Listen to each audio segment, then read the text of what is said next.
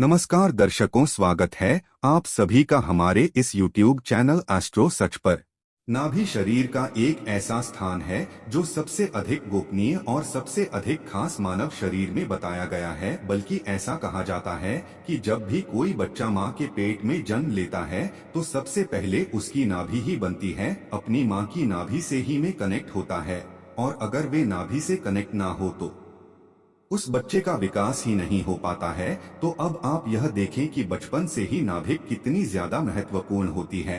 लेकिन जैसे जैसे समय आगे बढ़ता है, बीतता है, सभी लोग इस नाभि के बारे में बिल्कुल ही भूल जाते हैं। तो दोस्तों, आपको बता दें कि नाभि केंद्र ही सबसे अधिक महत्वपूर्ण बताया गया है सांसारिक सुखों के लिए, धन संपदा के लिए, सुख और वैभव के लिए। बल्कि इस पृथ्वी पर जितने भी सुख मौजूद हैं मैं केवल भी के माध्यम से ही पाए जा सकते हैं। तो दोस्तों, आज के इस वीडियो में कुछ बड़े ही ज्यादा खास जानकारी के बारे में हम आपको बताएंगे, जिसे अब बिल्कुल ध्यान से सुनकर सभी बातों को समझ लें। लेकिन उससे पहले भगवान शिव को नमस्ते कर ले। वीडियो को लाइक करके कमेंट बॉक्स में ओम नमः शिवाय लिखकर और हर हर महादेव लिखकर। तो दोस्तों, आपको बता दें कि नाभि स्थान है जिसे मणिपुर चक्र कहा जाता है, यानी कि नाभि से 2 उंगली ऊपर मणिपुर चक्र होता है, जो कि अग्नि तत्व का स्थान है। और तंत्र में इस चक्र को सबसे एक महत्वपूर्ण इसलिए बताया जाता है क्योंकि यह चक्र के कारण सुख, संपत्ति, वैभव और इस दुनिया में जितने भी सुख मौजूद हैं केवल इसी चक्र के माध्यम से प्राप्त होते हैं। जिन लोगों के जीवन में धन की बहुत ही ज्यादा कमी होती है, कर्जे में हमेशा से ही रहते हैं और बहुत ज्यादा मेहनत भी करते हैं, लेकिन फिर भी उन्हें धन प्राप्त नहीं हो पाता है, तो यह संकेत करता है कि उनकी नाभि बिल्कुल भी जागृत नहीं है। तो ऐसे में अगर नाभि को जागृत किया जाए, नाभि से जुड़े हुए प्रयोग किए जाएं, तो इससे नाभि प्रभाव में आ जाती है और जीवन में सुख संपत्ति की प्राप्ति होने लग जाती है। बहुत सारे लोगों के जीवन में ऐसे हालात होते हैं कि उनकी शादी जल्दी नहीं हो पाती है, शादी होगी जाती है तब भी उन्हें कुछ प्राप्त नहीं हो पाता है। यानी कि आपस में इतनी ज्यादा लड़ाई झगड़े होते हैं कि काफी लोग तो बस शादी के बाद ये सोचते हैं कि सबसे बड़ी गलती तो यही करती है। इसीलिए यही वजह है कि आजकल बहुत कम लोग ही शादी करने को राजी होते हैं। तो दोस्तों, आपको बता दें कि केवल नाभि के माध्यम से ही जीवन में प्यार की, सुख की प्राप्ति भी की जा सकती है। अगर आपकी शादी नहीं हो पा रही है या फिर शादी के बाद बहुत ज्यादा अड़चने आती हैं, आपस में लड़ाइयाँ बहुत ज्यादा अधिक होती हैं, तो ऐसे में नाभि का इस्तेमाल करके आप अपने जीवन को सुखमय बना सकते हैं। तो सबसे पहली चीज तो आपको यह ध्यान रखनी है कि जैसे काफी लोग होते हैं, नहाते हैं, रोजाना नहाते हैं, लेकिन फिर भी नाभि को बिल्कुल भी साफ नहीं करते हैं। अगर आप अभी अपनी नाभि को क्या करेंगे तो उसमें निश्चित ही आपको बहुत ज्यादा अधिक गंध मिलने वाला है। और अगर नाभि गंदी रहती है तो ऐसे में जीवन में तो खाने लग जाते हैं, धन की कमी होने लग जाती है आपस में, यानी के पति पत्नी जो है उनमें आपस में प्यार नहीं हो पाता, एक दूसरे के प्रति सम्मोहन, आकर्षण बिल्कुल ही समाप्त हो जाता है। यहाँ तक कि पति पत्नी में इतनी आपस में ऐसे लड़ाई हो जाती है कि एक दूसरे को देखना तक पसंद नहीं करते हैं। एक दूसरे को देख भी लेते हैं तो पूरा दिन ही एक दूसरे का खराब करने लग जाते हैं, एनसीबी एक दूसरे से भागते हैं। तो आप सबसे चीज इस बात का ध्यान का करें कि जब भी आया करें तो नाभि को अवश्य ही साफ किया करें। दूसरी चीज यह है कि अगर आप अपने जीवन में प्यार, सम्मोहन और आकर्षण को कई गुना अधिक बढ़ाना चाहते हैं तो नाभि भी आपको चंदन का तिलक रोजाना ही लगाना चाहिए, क्योंकि चंदन भगवान कृष्ण की प्रिय वस्तु है, जिसे भगवान श्री कृष्ण भी रोज अपनी नाभि में लगाते थे। और कई मंदिर में तो आज भी भगवान श्री कृष्ण की नाभि में चंदन का तिलक अवश्य ही लगाया जाता है। तो आप यह देखें कि जब स्वयं भगवान श्री कृष्ण चंदन का तिलक लगाते थे तो कितना अधिक लाभप्रद हो सकता है। इसको लगाने से जीवन में सुख समृद्धि बढ़ती चली जाती है।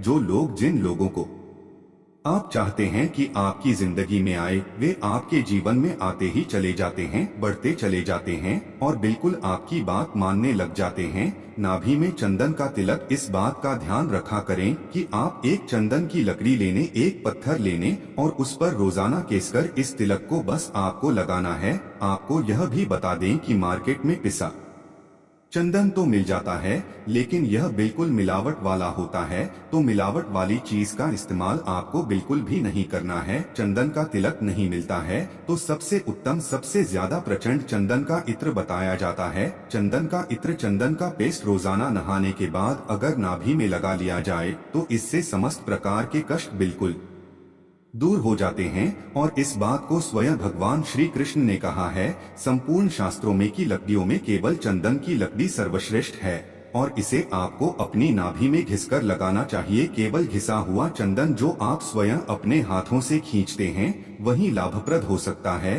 अब दूसरी चीज यह है कि अगर आपके जीवन में बहुत ज्यादा अधिक शत्रु होते हैं तो आप इस बात का ध्यान रखें कि नाभि के माध्यम से आप अपने शत्रुओं को भी शक्तिहीन कर सकते हैं। अब यह करना किस प्रकार है, इसके लिए आपको 4 गेंदे के फूल लेने हैं और 4 ही चमेली के फूल आपको लेने हैं। इन सभी चीजों को एक साथ पीसकर, यह बात ध्यान दें क्योंकि पत्थर पर ही आपको इन्हें पीसना है और इनका पेस्ट बनाकर एक डिब्बी में तैयार करके रख लेना है।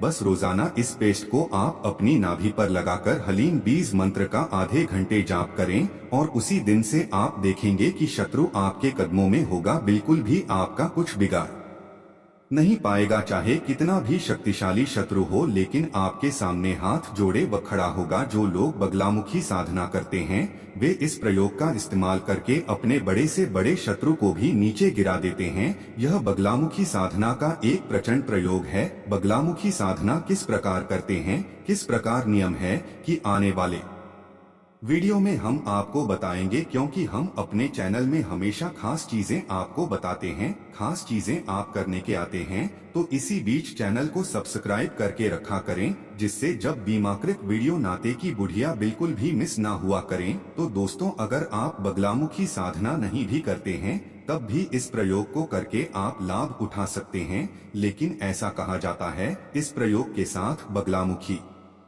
साधना को चलाया जाए, किया जाए तो बड़े से बड़ा शत्रु भी हाथ जोड़कर आपके कदमों में स्वयं ही उसे बैठा हुआ देख लेंगे। स्वयं भगवान श्री राम ने बगलामुखी साधना करके ही रावण जैसे योद्धा को भी मार गिराया था। तब आप यह देखें कि बगलामुखी साधना कितनी अधिक प्रचलन और प्रभावी है, तीव्र है। या महाविद्याओं में बताई जाती है कि शत्रु के बिल्कुल काल को ही भुला देती है। अब दोस्तों, काफी लोग ऐसे होते हैं जिनको बहुत ज्यादा अधिक गुस्सा आता है। इतनी तीव्रता उनमें आ जाती है कि अपना ही खून कई गुना अधिक फोटो लेते हैं। तो यह बात आप ध्यान रखें कि जिन लोगों को गुस्सा अधिक आता है उनकी बुद्धि केवल 10% ही कार्य करती है और वे हमेशा ही चिंता में, तनाव में, घबराहट में ही डूबे रहते हैं। उन्हें बिल्कुल भी सुखों की प्राप्ति नहीं हो पाती है। अगर उन्हें इस संसार के संपूर्ण सुख भी उनके कदमों में रख दिया जाए तब भी वह गुस्सा करेंगे और उत्सुकता कोई भी मजा नहीं ले पाएंगे, क्योंकि जो क्रोधी व्यक्ति है, जिसमें अधिक एकदम से ही जो छठ जाता है, वे अपने सुख को स्वयं ही क्रोध में बदल लेता है। तो आप इस बात का ध्यान रखें कि अगर आपको क्रोध की समस्या है तो आप अपनी नाभि में शहद लगाना शुरू कर दें। इससे बड़ी आसानी से आप अपने क्रोध पर काबू पा सकेंगे। और जब चाहे, जैसे अभी अगर आपको कोई कुछ बोलता है, बहुत अधिक क्रोध आ जाता है, तो तब आप बड़ी आसानी से अपने क्रोध को अपने वश में कर पाएंगे। और इस बात के बारे में तो स्वयं भगवान श्री कृष्ण ने कहा है कि जो व्यक्ति अपने क्रोध पर विजय पा लेता है, क्रोध को जीत लेता है, वही इस सृष्टि को जीतता है। जिस प्रकार भगवान श्री कृष्ण ने अपने क्रोध को जीतकर इस संपूर्ण सृष्टि को ही जीत लिया था, उसी प्रकार आप भी संपूर्ण सृष्टि को जी सकते हैं। क्योंकि खुद भगवान श्री कृष्ण भी अपनी नाभि पर शहद भी लगाते थे और केवल भगवान श्री कृष्ण की ही कृपा से नाभि विज्ञान, नाभि के इन अद्भुत चमत्कार के बारे में इस रिश्ते को पता लग पाया।